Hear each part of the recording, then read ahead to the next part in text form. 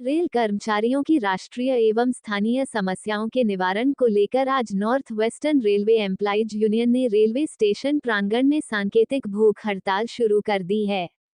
North western railway employees union के पदाधिकारियों का कहना है कि रेलवे और भारत सरकार के सामने उन्होंने अपनी लंबित मांगों को कई बार रखा, लेकिन उन पर कोई ठोस कार्रवाई नहीं की जा रही है। कर्मचारियों का कहना है कि रेलवे का लगातार निजीकरण हो रहा है, जिसका विरोध किया जा रहा है।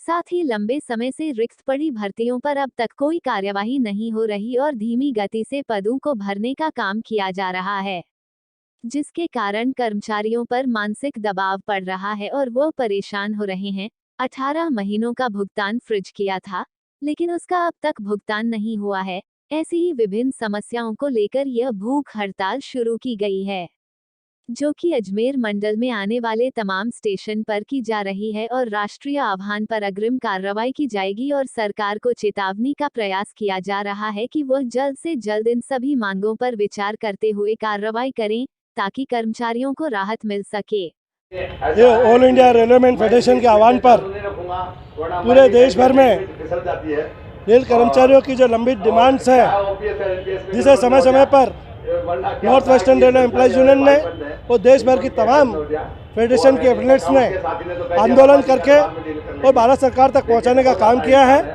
लेकिन भारत सरकार, रेल मंत्रालय उन्हें गंभीरता से लेने का काम नहीं कर रहे हैं। हमारा नई पेंशन स्कीम से युवा पर बहुत परेशान है। पेंशन की गारंटी नहीं है। आज 35% से ज़्यादा युवा साथी रेल कर्मचारी हैं।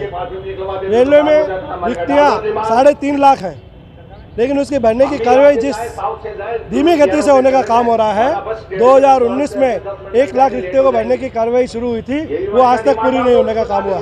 प्रति माह हजारों रेल कर्मचारी सेवानिवृत्त होते हैं और रिक्तियाँ बढ़ती जाती हैं। नए नए तरह के काम आ रहे हैं, कभी इलेक्ट्रिफिकेशन का काम, कभी ब्रॉडगेज का काम, कभी डबलिंग का काम, नई नई टेक्नोलॉजी आ रही है, लेकिन कर्मचारी उपलब्ध नहीं है। वो जो कर्मचारी उपलब्ध हैं उन पर दुगना तिगना काम सौंपने का काम किया जा रहा है। भारतीय रेलवे का काम सुरक्षा और सुरक्षा से जुड़ा हुआ है। इसके लिए रेल कर्मचारियों को एक तनाव रहित माहौल देने की जरूरत है, जिसे प्रशासन और रेल मंत्रालय उपलब्ध नहीं करवा पा रहा है। कर्मचारी बहुत तनाव में काम कर रहे हैं, उनके वर्कलोड काफ़ी बढ़ा हुआ है। हमारा 18 माह का जो महंगाई भत्ता भारत सरकार ने फ्रीज किया था, उसके भुगतान की कार्रवाई नहीं की जा रही है।